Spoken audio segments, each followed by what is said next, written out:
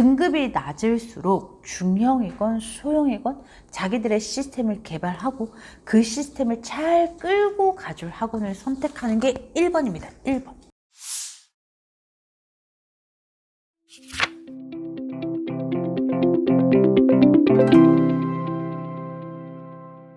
안녕하세요, 쌤캠입니다. 오늘은 소형 대입 재수학원의 장단점에 대해서 얘기해 보겠습니다. 제가 말하는 소형이라는 건요, 구독자 여러분, 한 반에 10명 이하가 소형이 아니라 한 반에 10명 이하 내지는 한 반에 15명 이하여도 상관없으니 전체 학원의 인원이 50명, 60명 정도를 넘지 않을 것. 왜냐면 한 반의 인원이 작은 것도 메리트지만 한 학원의 총원이 작아서 강사가 학생들 개개인의 성향을 파악하고 그 학생들 개개인에 맞는 솔루션을 내리는데 용이한 게 소형이거든요. 근데 한 반에 10명, 15명 이하여도 학원이 막 100명, 200명이면 어차피 강사가 내 아이의 특성을 파악할 수 없는 건 같아요. 그러니까 제가 말하는 소형이란 건 한 반에 15명 이하, 그리고 한 학원의 인원이 60명을 넘지 않을 것. 그래서 강사들이 학생 개개인의 문제와 상태 파악을 원활히 해서 거기에 맞는 솔루션을 최대한 내줄 것. 물론 소형이라고 해서 1대1에 진행이 되는 건 절대 아닙니다, 여러분. 만약 소형 학원을 투어하면서 1대1로 수업해 주겠다, 뭐 1대1로 클리닉 하겠다, 이건 무시하는 겁니다. 제가 늘 얘기 드립니다. 자, 소형학원의 장점, 학생 개개인의 성향과 상태 파악이 가능하다. 두 번째, 그룹 과외 형태의 수업이 진행된다. 한 반에 15명 이하고 또 이 아이들에서 쪼개지는, 그러니까 이 아이들에서 등급에 맞게 쪼개지는 과정을 한 번 더 거쳐요. 그럼 거의 7명, 8명 정도의 그 등급에 맞는, 각 과목별 등급치가 사실은 너무나 다르고 그 능력치에 맞는 수업이 진행된다는 게 아주 큰 장점이고요. 그리고 세 번째, 강사와의 소통이 원활하다. 아무래도 인원이 작아질수록 강사가 내 아이를 봐줄 확률이 올라갑니다. 그렇다 보니까 소통이 원활하고, 당연히 소통이 원활하니까 질문 해결하기가 좋습니다. 인원이 작잖아요, 무조건. 이 질문을 해결하기가 좋아지고, 4번, 과목별 세분화 시스템을 갖추기에 아주 좋습니다. 인원상. 그러니까 이런 거예요. 1000명, 막 500명 이렇게 있으면 연구를 많이 해도 그거를 실행할 수가 없어요. 인원이 많으면 어쩔 수 없어요. 대형 중형들은 진짜 어쩔 수 없이 그걸 못하는 거예요. 안 하는 게 아닙니다, 여러분. 자, 그럼 단점. 인간관계의 트러블이 더 짙어질 수 있어요. 왜냐하면 학원 인원 자체가 50명, 60명 이하잖아요. 이렇게 되면 특정 누군가만 친하고 애들 자체가 적기 때문에 트러블을 일으켰을 때 깊어질 수 있죠. 그게 단점이고, 두 번, 탐구 과목의 오픈 과목이 적다. 이것도 마찬가지입니다. 인원이 작잖아요. 사실 한두 명을 데리고 수업을 진행할 수 없기 때문에 탐구 8과목 중에 오픈되는 과목의 수가 적은 것 같아요. 이게 단점이고, 그리고 세 번째가 올1로 가기 위한 불안함이 있습니다. 이거는 그 학원의 능력과 어떤 경험치가 떨어지는 게 아니라 학생과 부모님들이 느끼는 불안함이거든요. 물론 강의를 들어보면 이 사람이 잘 가르친다 못 가르친다는 아이들이 판단할 수 있어요. 그럼에도 불구하고 올1을 목표로 막 한의대, 의대를 가려는 아이들에게는 불안함이 증폭됩니다.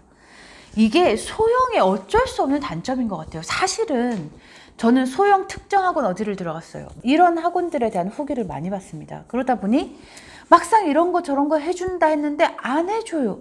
하나도 안 해줘요 라는 소형 학원들도 많고, 이제 학원 측에서도 또 상담에 미스가 나는 거죠. 뭐 예를 들어 뭐 우리는 ABC라는 시스템이 있어. 근데 그게 우리 학원의 아이들이 뭐 60명, 70명이라고 치면 그 인원이 다 찼을 때 ABC라는 수업을 진행할 건데, 이제 선행반이라는 건 사실 아이들을 10명에서 20명 데리고 시작하는 거거든요. 이 인원을 데리고 그런 시스템이 진행될 수 없다는 걸 미리 말을 해줘야 되는 거예요. 선행반 때는 저희가 인원상 이런 시스템을 못하고 정규반으로 가서 이런 시스템이 진행됩니다. 근데 상담하는 사람들이 급하잖아요. 이제 받아야 되다 보니까 선행반에는 그렇게 진행되지 않는다는 상담을 안 해준 거예요.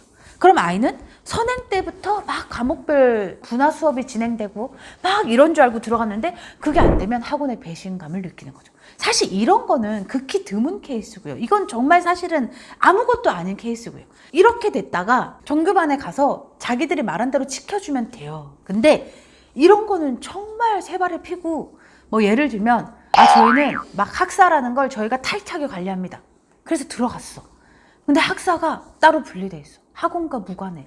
이렇게 되면 부모와 구독자들이 느끼는 배신감이 엄청나거든요. 사실 저는 자기들이 말한 걸 지키는 학원을 선호합니다. 그래서 제가 막 이리저리 학원 투어를 해보고 할 때도 자기들이 실현 가능한 상담을 하는 학원을 높이 삽니다.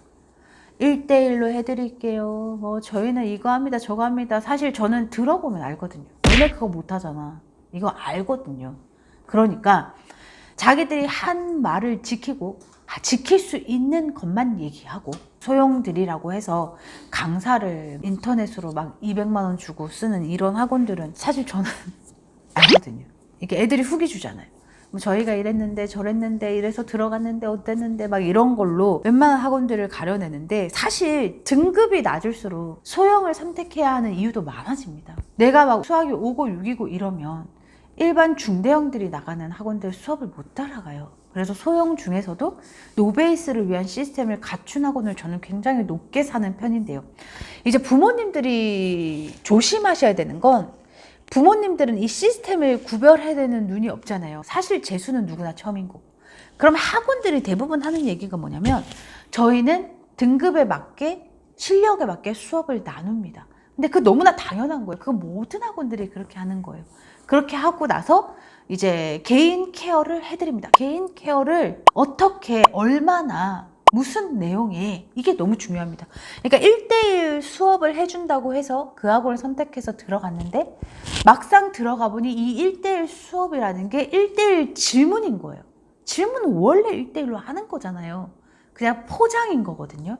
그래서 사실은 소형 학원일수록 불안한 것도 사실이고 소형 학원일수록 진정성이 필요한 것도 사실입니다. 이 불안한 시스템 안에서 학원이 진정성을 가지고 이 아이들을 어떻게 해서든지 성적을 올려주려고 노력하는 학원이 너무나 절실하고 사실 등급이 낮을수록 학원에 관심이 너무 필요합니다. 등급이 낮을수록 사실 대형은 피합니다. 저는 진짜 그렇게 주장합니다. 등급이 낮을수록 중형이건 소형이건 자기들의 시스템을 개발하고 그 시스템을 잘 끌고 가줄 학원을 선택하는 게 1번입니다. 1번.